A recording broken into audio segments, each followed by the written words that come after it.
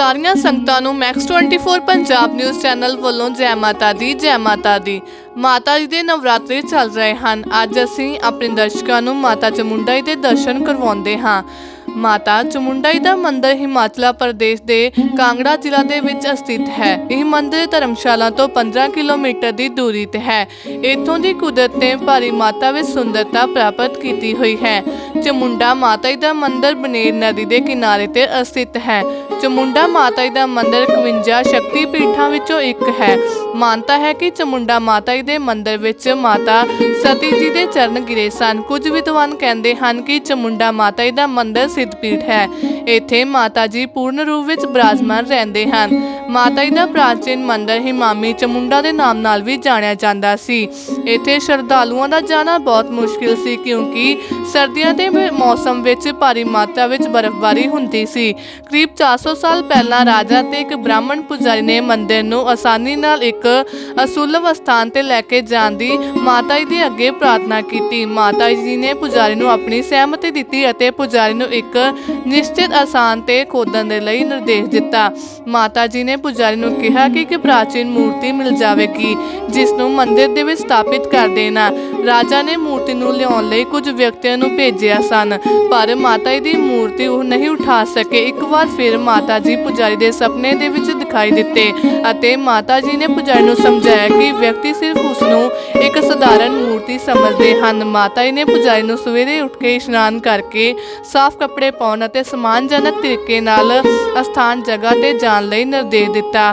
ਪੁਜਾਰੀ ਨੇ ਉਦਾਂ ਹੀ ਕੀਤਾ ਤੇ ਮਾਤਾ ਜੀ ਦੀ ਮੂਰਤੀ ਨੂੰ ਉਠਾ ਕੇ ਸਥਾਪਿਤ ਕਰ ਦਿੱਤਾ। ਇਹ ਦੇਖ ਕੇ ਸਭ ਹੈਰਾਨ ਹੋ ਗਏ। ਫਿਰ ਉਸਨੇ ਸਭ ਨੂੰ ਦੱਸਿਆ ਕਿ ਮਾਤਾ ਜੀ ਦੀ ਸ਼ਕਤੀ ਹੈ ਕਿ ਉਹ ਮੂਰਤੀ ਨੂੰ ਸਥਾਪਿਤ ਕਰ ਸਕਿਆ। ਚਾਮੁੰਡਾ ਮਾਤਾ ਆਦਿ ਸ਼ਕਤੀ ਪਾਰਵਤੀ ਦਾ ਰੂਪ ਹੈ। ਮਾਤਾ ਜੀ ਦਾ ਚਾਮੁੰਡਾ ਨਾਮ ਪੜਨੇ ਦੇ ਪਿੱਛੇ ਵੀ ਇੱਕ ਕਥਾ ਪ੍ਰਚਲਿਤ ਹੈ। ਹਜ਼ਾਰਾਂ ਸਾਲ ਪਹਿਲਾਂ ਧਰਤੀ ਤੇ ਸ਼ੁੰਭ ਅਤੇ ਨਿਸ਼ੁੰਭ ਨਾਮ ਦੇ ਦੋ ਦੈਤਿਆਂ ਦਾ ਰਾਜ ਸੀ।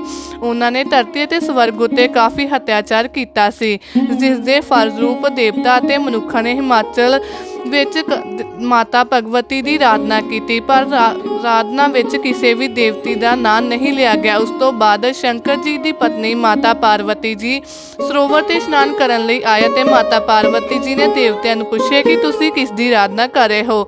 ਦੇਵਤੇ ਚੁੱਪ ਹੋ ਗਏ। ਜਿਸ ਤੋਂ ਬਾਅਦ ਮਾਤਾ ਪਾਰਵਤੀ ਜੀ ਦੇ ਸਰੂਪ ਵਿੱਚੋਂ ਕੁਵਾਰੀ ਕੰਨਿਆ ਪ੍ਰਗਟ ਹੋਈ ਜੋ ਸ਼ੁੰਭ ਅਤੇ ਨਿਸ਼ੁੰਭ ਨੂੰ ਮਾਰ ਸਕੇ। ਪਾਰਵਤੀ ਜੀ ਦੇ ਰੂਪ ਵਿੱਚੋਂ ਪ੍ਰਗਟ ਹੋਈ ਕੁਵਾਰੀ ਕੰਨਿਆ ਦਾ ਨਾਮ ਮਾਤਾ ਕੌਸ਼ਕੀ ਜੀ ਪੜ ਗਿਆ।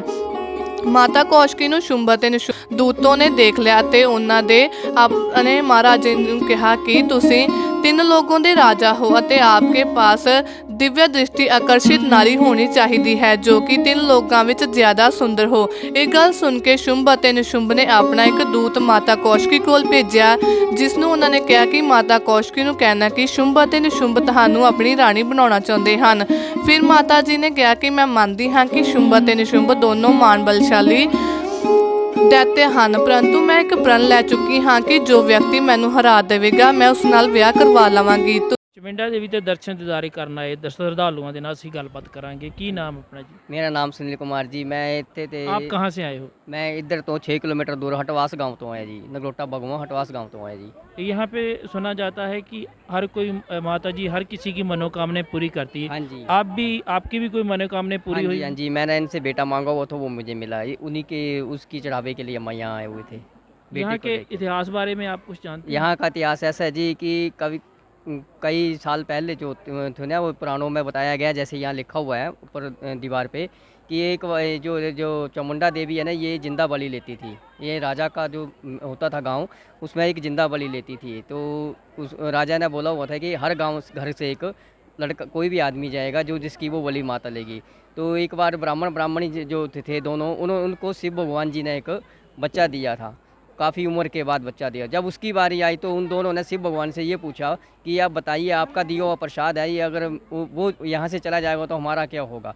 तो शिव भगवान जी ने उनको दुखी देखकर उनके साथ जो उस बच्चे को उन्होंने बोला कि उस बच्चे के साथ में मैं जाऊँगा।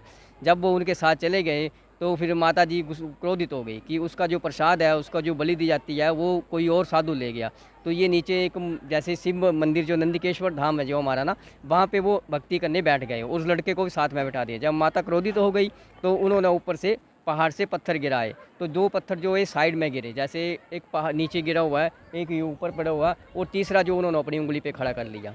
तो उस दिन से ये लटकता हुआ, हवा में लटका हुआ था। तब माता जी को पता लगा कि ये कोई दैवी शक्ति है जो मेरे इसको रोक रही है। जब माता जी को जब नीचे आई तो उन्होंने देखा कि ये कोई भगवान, जब भगवान जी शंकर जी ने उनको दर्शन दिए, तो उसके बाद जो है फिर माता जी वापस जाने लगी। तो शिव भगवान जी ने कहा कि आप यहाँ से वापस नहीं जाएंगी, आप यहीं रहेंगी, सबसे पहले उनकी पूजा आरती होगी, उसके बाद मेरी आरती होगी। नहीं, मंदिर की स्थापना कैसे हुई? मंदिर की स्थापना फिर जब यहाँ पे वो जो राजा जो था उसको जब पता चला इसका, तो उसके बाद उसने इसकी स्थापना कर दी। सुनने में आया कि यहाँ पे जो राक्षस थे जो चुंडमुंड को भी माता जी ने उनका वध किया था, उनके बारे में कुछ बताएंगे? इधर उसका तो नहीं है, उसका तो कोई लेख नहीं लिखा हुआ है, उसका कोई ऐसा नहीं। लेकिन ये बलि का जो लेख लिखा हुआ है, तो उन्होंने कहा था जब शिव भगवान जी ने उनको बोला कि आपको मैं जिंदा बलि तो नहीं दे सकता, लेकिन यहाँ पे डेली 2 मुर्दे आएंगे, एक आएगा, अगर जैसे एक दिन खाली रह गया तो दूसरे दिन 2 आएंगे। यहाँ पे हर एक दिन एक मुर्दा आता है। एक मुर्दा आता है, अगर ये जैसे नहीं आया एक दिन में तो दूसरे दिन 2 आते हैं। आपने देखा कि इस श्रद्धालु ने बहुत अच्छा माता की इतिहास के बारे में जानू करवाया। आप देख रहे हैं मैक्स 24 चैनल।